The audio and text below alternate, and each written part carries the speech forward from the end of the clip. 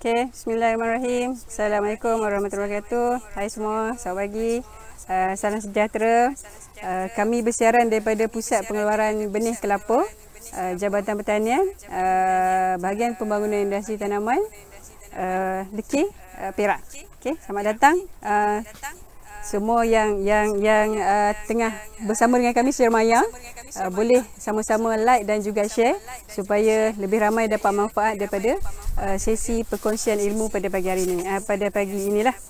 Okey, saya Nur Hayati binti Maharun selaku Ketua Seksyen Padi dan Tanaman Industri, Bahagian Pembangunan Industri Tanaman Negeri Perak.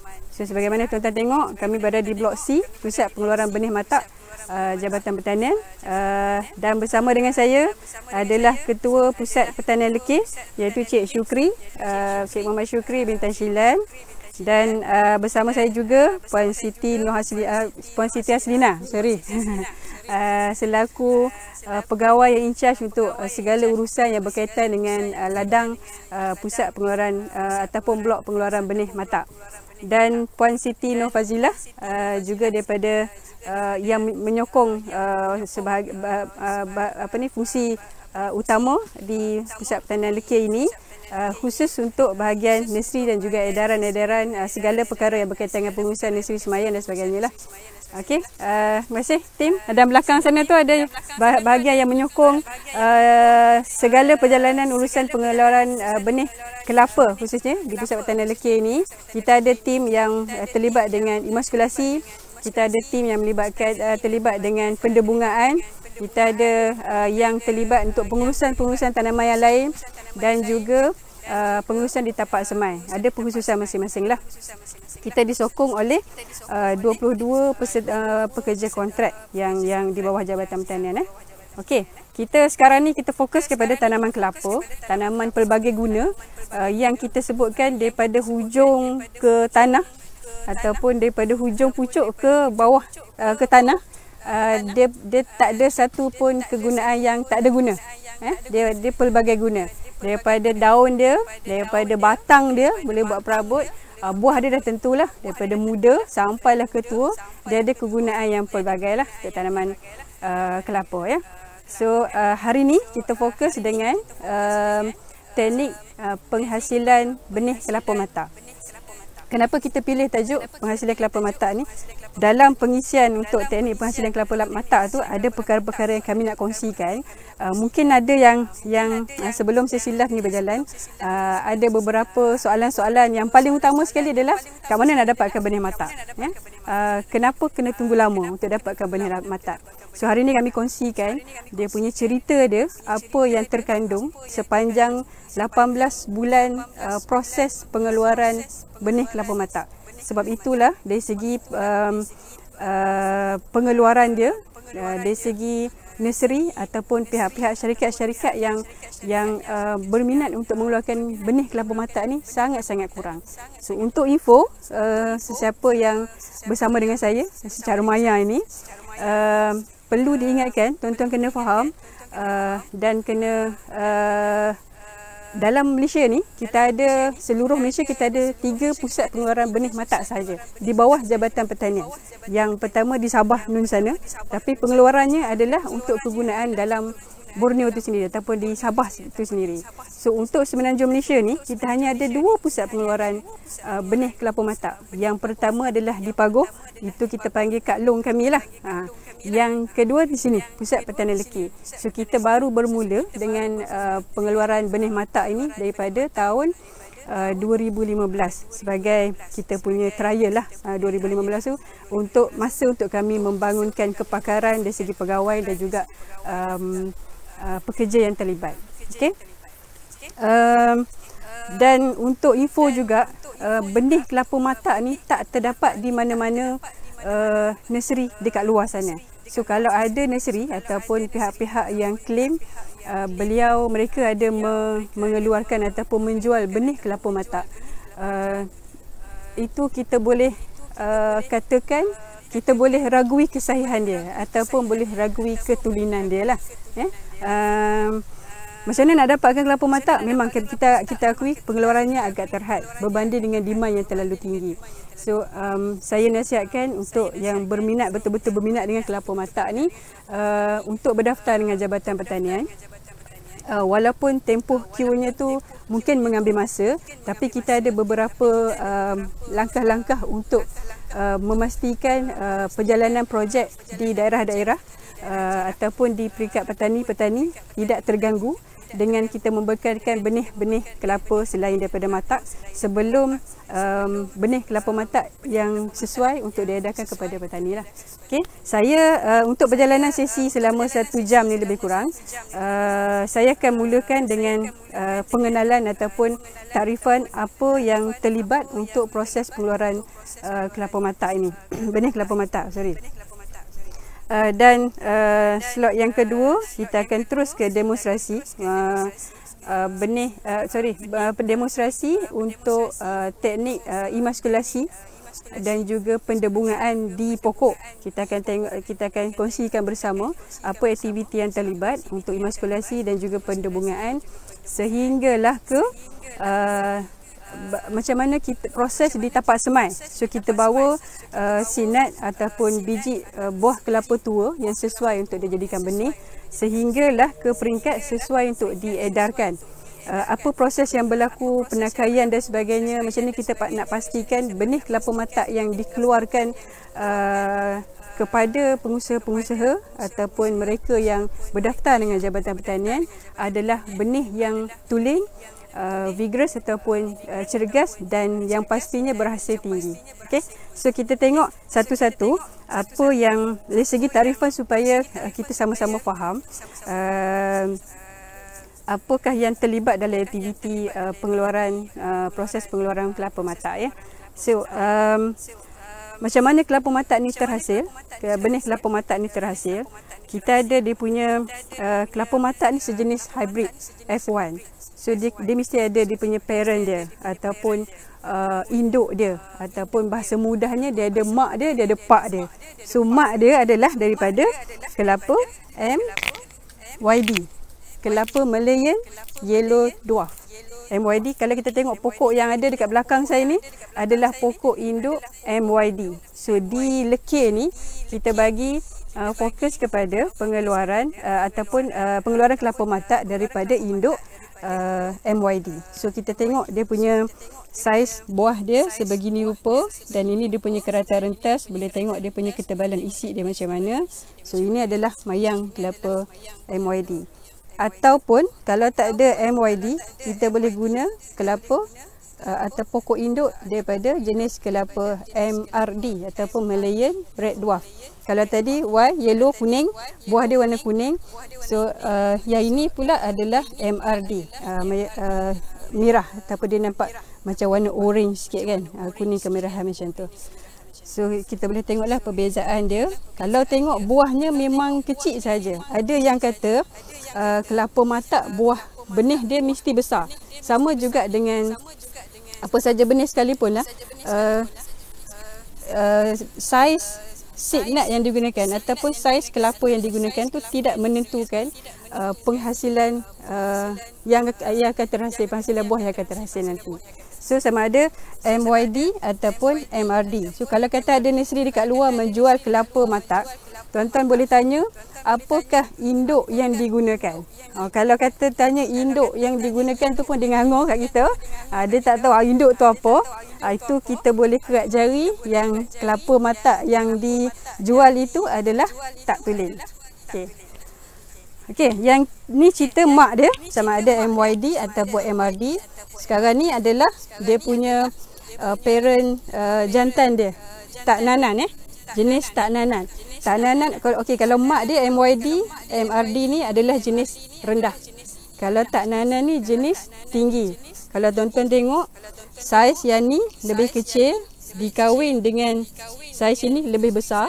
Ini saiz kecil tapi buah dia banyak. Yang ini saiz besar tapi buah dia sikit. So kita nak cross dua ni antara mak dengan pak ni untuk menjadikan kelapa matak. Yang buahnya kecil tapi nisbah penghasilan santannya tinggi. Itu yang paling nak untuk penghasilan santan lah, dari istilah penghasilan santan. So ringkasan cerita panjangnya macam tu, daripada MYD, MRD dikahwin dengan tak nanan. So ini kita ambil bunga betina dia, yang ni kita ambil bunga jantan dia, akan terhasil benih kelapa mata. So yang disebutkan F2 tu macam mana? Apa saja proses pendubungan berbantu yang berlaku, dia akan menghasilkan variety jenis F1 mata ni jenis F1 lah. So yang F2 tu macam mana? Daripada kelapa mata ni dibiarkan tua sampailah warna coklat, disemai dalam tapak semai, dan dijadikan benih. So itu yang kita panggilkan sebagai kelapa mata F2. Dalam Jabatan Pertanian, kita langsung tidak mengisyurkan penanaman kelapa mata F2. Tuan-tuan boleh tengok, mungkin kadang-kadang kita terlampau minat yang tinggi sangat kan untuk menanam kelapa mata. Kadang ada juga yang ambil pendekatan, tak apalah dapat F2 pun okey lah. Sebab mungkin dari segi sifir pendubungan F1 ni, ada sebahagian kecil dia akan balik kepada mak dia balik kan. Tapi mata F2 pun harga yang dekat luar pun boleh pergi sampai 18, 25 ringgit pun kita ada jumpa dijual sebagai anak benih mata F2. Mungkin atas nama mata tu dia orang tak faham bahasa F2 tu kan. Asalkan dapat mata pun jadilah. Tapi nasihat kami di Jabatan Pertanian, jangan sesekali untuk pilih mata F2. Sebab kelapa ni penghasilan yang pertama pada usia 4 tahun. Bunga kalau kata penjagaan yang elok mungkin pada tahun ketiga ataupun tahun keempat. So tahun keempat tu mungkin dah berdapat hasil yang pertama. Apa jadi kalau kita pilih mata F2 yang mana mungkin dalam 10 pokok ataupun dalam 100 pokok hanya separuh saja yang berhasil, tapi itu pun dalam satu tandan mungkin ada banyak buah, dan tandan yang seterusnya kosong terus. Tandan yang ketiga ada 2-3 biji. So penghasilannya sangat-sangat tak konsisten. Dari segi genetiknya dia boleh pengubahsuaian ataupun dia punya variation dia tu, dia punya kepelbagaian dia tu sangat-sangat besar berbanding dengan mata yang betul-betul tulen dikeluarkan oleh Jabatan Pertanian. Itu kita boleh jamin 100% yang terhasilkan tu adalah mata tulen lah. Okey. Okey, selain daripada balik kepada pengeluaran benih tadi, satu lagi pihak swasta yang ada kerjasama strategik dengan Jabatan Pertanian adalah di United Plantation. Dekat saja daripada Lekir ni, lebih kurang 1 jam boleh sampai United Plantation. Cuma kita benarkan untuk beli terus dengan UP. Cuma selepas pada siasatan pasukan teknikal yang menentukan kesesuaian tanaman, dan juga kita akan pergi buat semakan di tapak. Sama ada kita boleh syorkan untuk petani ataupun pengusaha berkenaan untuk membeli terus daripada UP. Okey, sedikit pengenalan berkaitan dengan struktur bunga kelapa. Yang ini akan berkait dengan step seterusnya yang akan diceritakan oleh rakan saya di tim Lekir. Untuk struktur bunga kelapa ni, kita ada struktur sini yang kita nampak macam biji-biji ni adalah struktur bunga jantan. Satu ni kita panggil mayang lah. Okey, mayang. Dalam satu mayang ni dia ada struktur bunga jantan, dan dalam ni dia ada button, macam button ni kan. Ini adalah struktur bunga betina. Boleh nampak Boleh nampak Okey. Ni ada struktur bunga betina. So dalam satu yang bunga betina inilah yang akan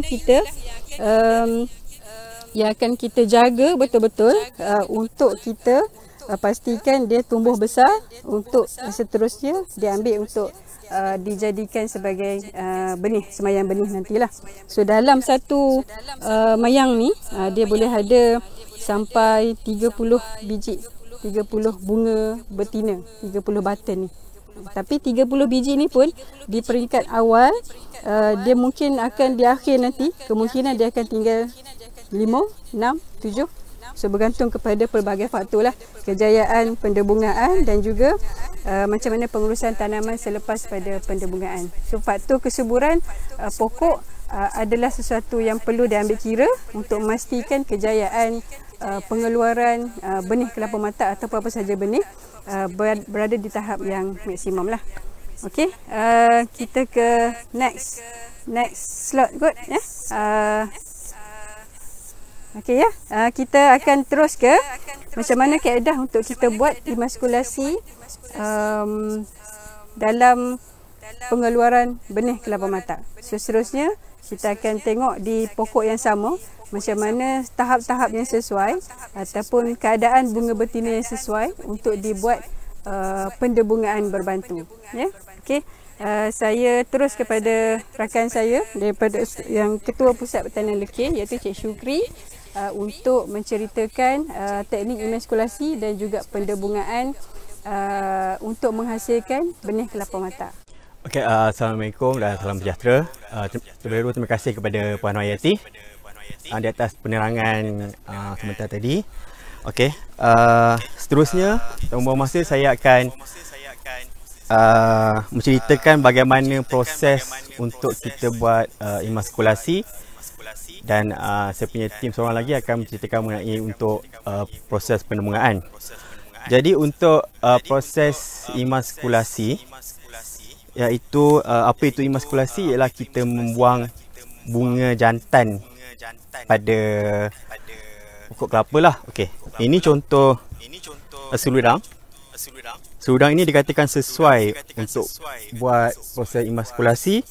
Contohnya apabila contohnya macam ni lah ya. Anda boleh tengok warna dia agak kuning kepirangan dan dia ada rekahan dan bonjolan lah di sini. Dan bonjolan itu sebenarnya dalamnya adalah button ataupun bunga betina itu. Sebagai contoh, okey, sini ya, macam seperti yang Puan Yati telah terangkan sebentar tadi. Okey, ini di bahagian sini yang kecil-kecil ini adalah bunga jantan dan di dalam yang bulat ini adalah bunga betina. Jadi proses emaskulasi ini ialah kita buang semua bunga-bunga jantan yang ada. Kita hanya tinggalkan bunga betina saja. Okey, tanpa membuang masa kita pergi kepada, kita tengok dia punya demo oleh Faiz. Okey, Faiz. Okey. Okay, seperti yang kita tengok, seludang telah dibuka. Okey.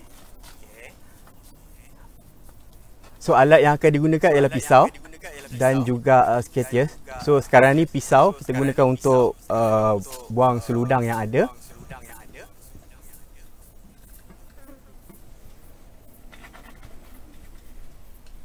Okey. Kita boleh nampak struktur bunga jantan dan bunga betina seperti yang kita lihat tadi.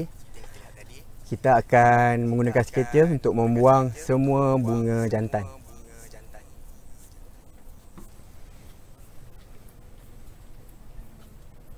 Seperti yang anda semua dapat lihat, proses ni agak rumit lah sebab dia perlukan masa yang agak lama dan perlukan kerja-kerja sangat teliti. Sebab kita tak boleh tinggalkan satu pun bunga jantan masa proses emaskulasi. Sebab kita tak nak dia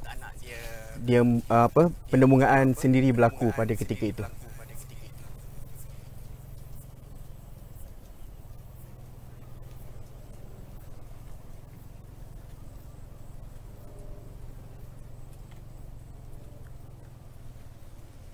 Okay.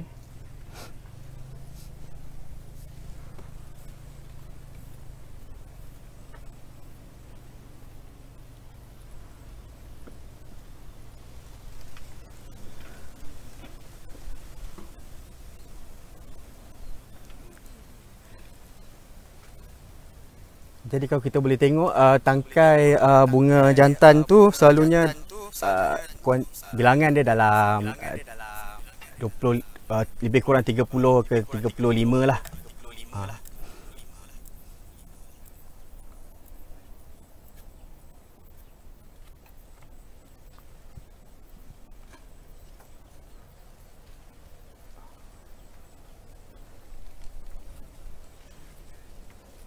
Okey Faiz.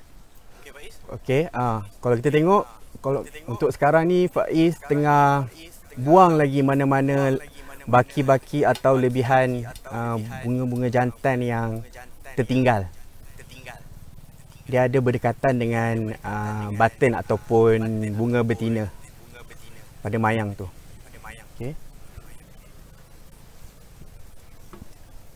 Memang kita kena pastikan tiada satu pun yang tertinggal bunga jantan pada mayang untuk proses emaskulasi.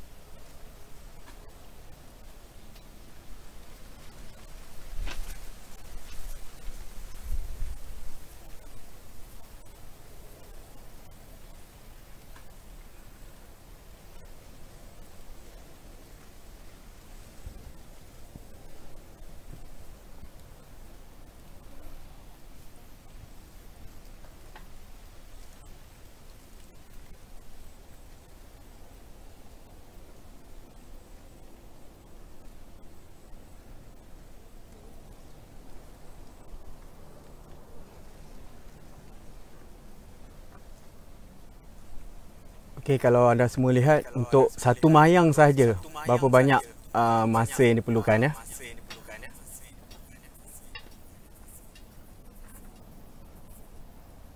Okey.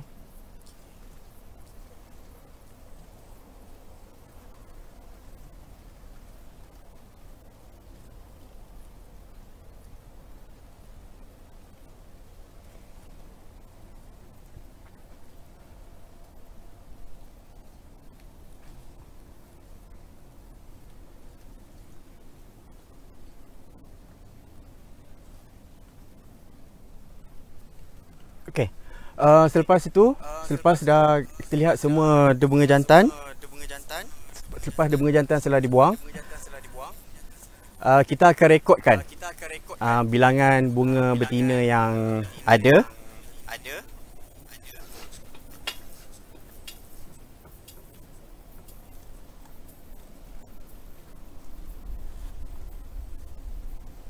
Okey, Faiz.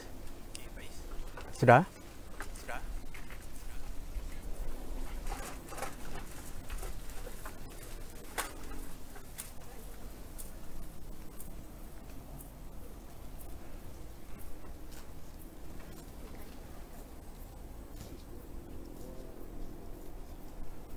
Okay, Faiz, kita rekodkan berapa jumlah bunga betina yang ada.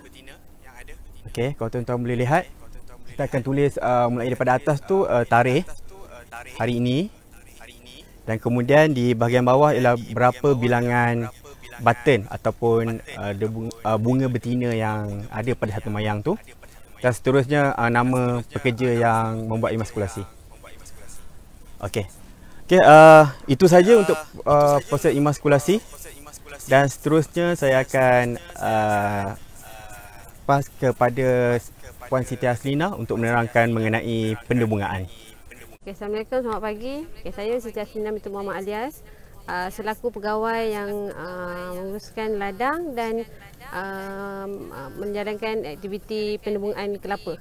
Okey, selepas proses emaskulasi yang dilakukan tadi, selepas 2 atau 3 hari bunga betina itu akan pecah. Maksudnya bunga betina itu akan pecah, akan mengeluarkan stigma dan ready untuk menerima polen daripada debunga taknanan, iaitu debunga daripada pokok kelapa tinggi. Proses matak ni adalah kahwin antara dua jenis kelapa, iaitu kelapa taknanan dan kelapa MYD yang kita ada dekat sini. Okey, ini antara contoh polen yang kita gunakan, polen taknanan yang kita ambil daripada Pusat Pertanian Teluk Baru. Lekir juga kita menggunakan, ada memproses polen tapi tidak mencukupi, dan kami mengambil juga di Teluk Baru sebagai support untuk proses pendebungaan kelapa matak. Okey, untuk debunga ini adalah contoh debunga yang sudah matang, iaitu proses pendebungaan adalah dilakukan menggunakan dua alat, iaitu berus dan puffer. Okey, nanti kita akan tunjukkan yang menggunakan puffer. Okey, untuk yang menggunakan berus, kita akan menggunakan 100% pollen. Ini pollen yang kita dah proses. Kita akan masukkan berus dan kita sapu dekat hujung stigma. Stigma ni dah ready untuk menerima debunga dan kita akan sapu. Contoh seperti ini. Okey, untuk pollen yang satu mayang bunga betina, dia tidak semestinya akan berkembang dalam satu hari. Kemungkinan hari ini hanya 2 bunga daripada 20 bunga yang kita proses imaskulasi, tapi hari ini mungkin hanya 2 saja yang ready untuk menerima pollen. Dan hari berikutnya selaku pendebunga akan datang pada pokok yang berkenaan, akan sapu juga pollen pada hari-hari yang berikutnya, dan sehinggalah hujung stigma dia ni berwarna hitam. Iaitu kalau berwarna hitam dia dah maksudnya dia dah menerima dan dia akan untuk proses tua pula. Okey, kita tengok untuk proses menggunakan puffer.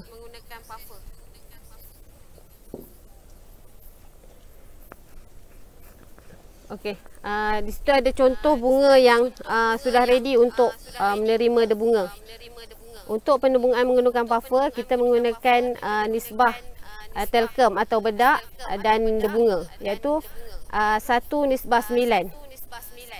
Kita akan sembuhkan puffer pada keseluruhan bunga. Dan proses ini akan diulangi selama 1 minggu sehinggalah hujung stigma tu menerima pollen yang ada.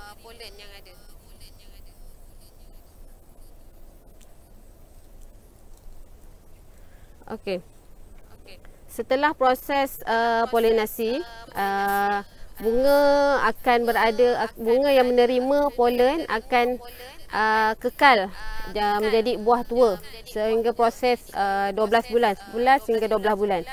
Sekiranya bunga yang tidak menerima pollen, dia akan jatuh dan gugur. Akan gugur dan akan tinggal. Sebagai contoh dekat pokok, dia masa proses polinasi dia ada 20 bunga. Tapi selepas proses polinasi yang sapuan pollen, kemungkinan dia akan ada 5, ada 4 saja yang tinggal di atas pokok. Sebab tu proses pendebungaan kelapa matak ni memang rumit. Kalau kita tengok dekat pokok pun dia ada dia berperingkat-peringkat. Ada yang bunga yang berumur 1 minggu, 1 bulan, 2 bulan, 3 bulan, dan ada yang proses sehingga 1 tahun. Sebab proses matak ni kita akan ulang berhari-hari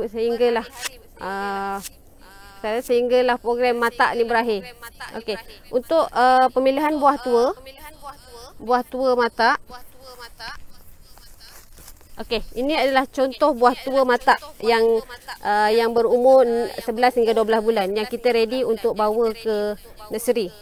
Nanti dekat nursery baru kita untuk buah tua ni kita belum tahu lagi dia matak sebab kita belum, yang ada kat tangan saya adalah buah tua MYD. Bukan buah tua matak. Nanti kita akan bawa ke nursery. Nanti Puan Siti akan cerita di peringkat semayan.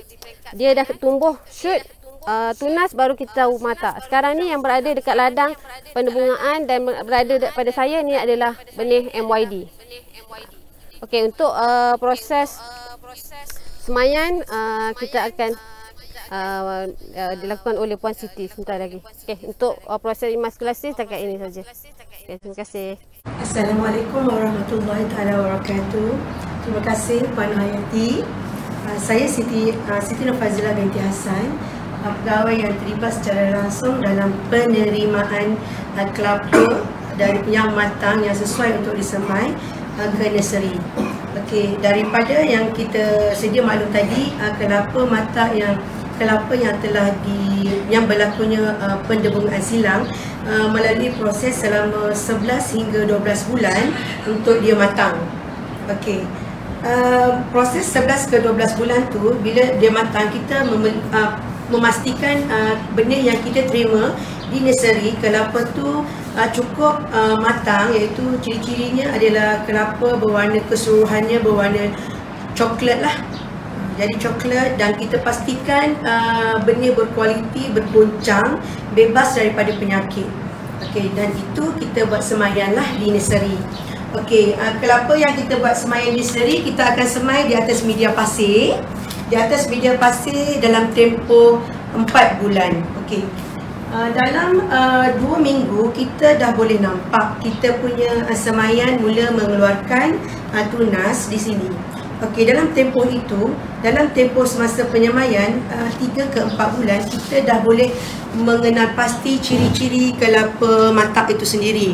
Okey, contohnya di sini kita boleh kenal pasti dan kita buat pengasingan lah sama ada dia kelapa matak ataupun tidak.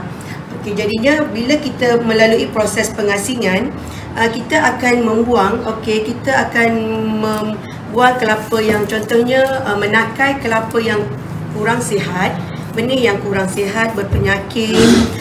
Contohnya lagi satu, benih yang macam ni, bengkok kan. Okay, kita tengok pertumbuhannya tidak subur. Jadinya itu yang akan kita takai. Lagi satu yang kita akan takai, kita nak pastikan dia cuma adalah benih matak kerana dia adalah melalui proses proses pendebungan yang bersilang dan dia adalah hybrid. Jadi mengenal pasti ciri matak sebenar adalah penting. Jadinya selain daripada matak yang kita, benih matak yang kita dapat, dia adalah benih bukan matak lah, iaitu dia akan kembali kepada mungkin benih asal dia MYD ataupun MRD, Malayan Yellow Dwarf ataupun Malayan Red Dwarf ataupun jadinya daripada segi color, warna, di situ kita dapat kenal pasti ciri-ciri sebenar matak tu. Jadinya di situ kita akan buat pendakaian lah, yang bukan matak kita panggil dia accession. Jadinya dalam tempoh 3 ke 4 bulan kita akan asingkan matak ni ke satu tapak semaian dan kita akan pelihara dia dan jaga dia, dan dia melalui proses kita akan membuat kawalan serangga, kulat, dan kita bubuh folia lah, pembajaan yang cukup untuk memastikan benih matak kita berkualiti. Di sini juga, okey, contohnya di sini adalah matak yang kita lihat memang subur lah, yang bersedia untuk dikeluarkan dan diedarkan kepada usahawan-usahawan tani kita lah di luar sana. Okey, di sini juga ada contoh matak essential MYD yang kita takai. Dia akan jadi kembali kepada bentuk induk, ibu induk dia lah. Dan ini Malayan Red Dwarf kepada ibu induk kalau dia dibuat penebungan dengan pokok induk dia Malayan Red Dwarf. Rasanya itu saja daripada penerangan saya di nursery. Sekian, terima kasih. Terima kasih Puan Siti. Selesai sudahlah keseluruhan fokus sesi perkongsian kami pada hari ini. Cuma saya nak rumuskanlah daripada apa yang kita ceritakan daripada ladang tadi tu. Kita boleh tengok sendiri macam mana keadaan kita mengeluarkan ataupun usaha-usaha kami untuk berusaha sedaya yang mungkin untuk memenuhi keperluan, membantu jabatan untuk memenuhi keperluan benih kelapa matak. So daripada soalan-soalan yang ada dalam Facebook Live dari Jabatan Pertanian, mungkin saya boleh rumuskanlah beberapa perkara. Yang pertama, sesi perkongsian ini lebih kepada untuk kami ceritakan macam mana kaedah sebenar untuk pengeluaran penghasilan benih matak. Untuk info sejak setahun 2 kebelakangan ini, kita cuba promosikan untuk ladang-ladang ataupun pengusaha-pengusaha besar supaya menanam pokok induk untuk pokok induk MYD ataupun MRD, dan kemudian pada itu untuk kita sasarkan untuk menjadi pusat pengeluaran benih matak untuk membantu jabatan sama-sama meningkatkan jumlah pengeluaran benih matak yang untuk keperluan dalam negara lah. So kami ceritakan tu, kita nak share sama-sama lah macam mana kita punya penghasilan dia, dan supaya sedikit ilmu kepada ataupun macam mana tips-tips untuk memastikan kita beli tu adalah ataupun kita sama-sama berniat lah untuk kita membeli daripada sumber yang dipercayai lah. So ada beberapa yang kami tertinggal tadi. Yang pertamanya adalah saya suka ingatkan sekali lagi, pokok induk MYD ataupun MRD yang sesuai untuk dijadikan pokok induk dalam penghasilan kelapa matak mestilah berusia 5 tahun ke atas. Paling minimum 5 tahun ke atas. So kalau kita dia boleh berbuah pada tahun ketiga atau tahun keempat. Kalau kita terus buat pendebungaan pada waktu itu, dari segi genetik pokok induk itu sendiri dia masih belum stabil. So kemungkinan kalau kita terus buat pendebungaan, penghasilannya akan rendah ataupun peratus keturunan tu akan terganggu lah. Okay, yang keduanya, minta maaf Puan Siti minta yang polen tu. Okay, tadi kita ada tunjukkan mayang kelapa tananan ataupun itu kita kenali sebagai dia punya induk jantan ya. Mayang kelapa tananan tu kalau daripada MYD kita nakkan dia punya button ataupun bunga betina dia. Kalau kelapa tananan kita nakkan dia punya bunga jantannya. Bahagian jantan tu kita ambil, kita bukan ambil macam itu aja. Ada proses-proses dia masuk ke dalam mak-mak perprosesan untuk menghasilkan dia bunga. Daripada biji-biji, setiap biji bunga kelapa, bunga jantan, bahagian jantan bunga kelapa tananan tadi tu kita keringkan dalam tempoh 3 hari pada suhu yang terkawal, ataupun kita masuk dalam bilik khas untuk memastikan dia punya polen dia tu kering. Lepas tu kita ada proses memecahkan dia punya spikelet ataupun bunga jantan tu untuk menghasilkan dia bunga ni. Ini adalah satu tube ni terhasil daripada satu mayang ataupun satu mayang kelapa tananan. So kita tengok dekat sini kita ada dia punya tarikh dibuat, dia ada berapa gram yang terhasil. So daripada 21 hari bulan 8 ni dia punya tempoh boleh guna hanya 6 bulan sahaja. Itu pun dengan syarat letak di tempat dalam peti ais, freezer, untuk memastikan kesuburan dia tu kekal pada paras. Kita nak minimum 30% kesuburan dia. Paling cantik kita nak 80% kesuburan. So kesuburan polen ni pun dia memainkan peranan yang penting lah untuk memastikan kejayaan penghasilan benih kelapa matak. So bila kita ada induk jantan, induk betina, polen daripada pokok yang berusia 8 tahun, induk betina yang berusia 5 tahun, proses pendebungaan tadi yang kita tunjuk tadi tu, emaskulasi buang bunga jantan masuk kepada pendebungaan. Emaskulasi kita boleh buat sepanjang masa ataupun daripada pagi sampai ke petang kita boleh buat, bergantung pada kesesuaian mayang. Tapi kalau untuk pendebungaan, masa yang kritikal ataupun masa yang dibenarkan untuk aktiviti pendebungaan hanyalah daripada 7.30 pagi sampai ke pukul 10 pagi sahaja. Kalau luar waktu itu apa berlaku, mungkin boleh jadi, tapi peratusnya lebih rendah. Okay. Selain daripada tu, okay, kalau kita tengok pokok tadi yang kami buat demo tadi tu, daripada mula keluar button tu ataupun mula sesuai untuk dibuat pendebungaan, start daripada situ kita rekodkan sebagai kosong, sampailah ke tanda yang bawah tadi tuan-tuan tengok dekat ladang kami, dia warna coklat, itu pun dah makan masa 11 ke 12 bulan. So masuk ke peringkat semaian yang Puan Siti cerita tadi tu. So proses yang berlaku ni sehinggalah ke sesuai untuk diedarkan 4 ke 6 bulan. So makan masa 18 bulan untuk menghasilkan anak benih matak tulen yang kita bagi kepada pengusaha-pengusaha yang berdaftar di Jabatan Tanian. So macam yang saya cerita peringkat awal tadi, kita terlampau excited sangat nak dapatkan benih kelapa matak ni. Tapi untuk industri kelapa sendiri, sebab kami pun ada pengalaman dengan pengeluar produk penghasilan kelapa, contohnya di kilang-kilang untuk menghasilkan santan kotak, kerisik dan sebagainya, yang mereka ni memang memerlukan pengeluaran yang berterusan dan dalam kuantiti yang 1 tahun tu boleh mencecah sampai ke juta-juta, 30 juta biji, 40 juta biji. So bila kita tanya kepada pengilang-pengilang ini, industri besar-besar ini, memang mereka menyatakan memang tak cukup bekalan untuk local production. Pengeluaran dalam negara yang nak supply 20% sahaja daripada keperluan kilang berkenaan masih tidak mencukupi. Dan bila ditanya adakah dia spesifik kepada variety-variety tertentu, contoh dia nak matak saja, kesemua kilang yang kita pergi variety tidak menjadi satu syarat wajib kepada kilang berkenaan.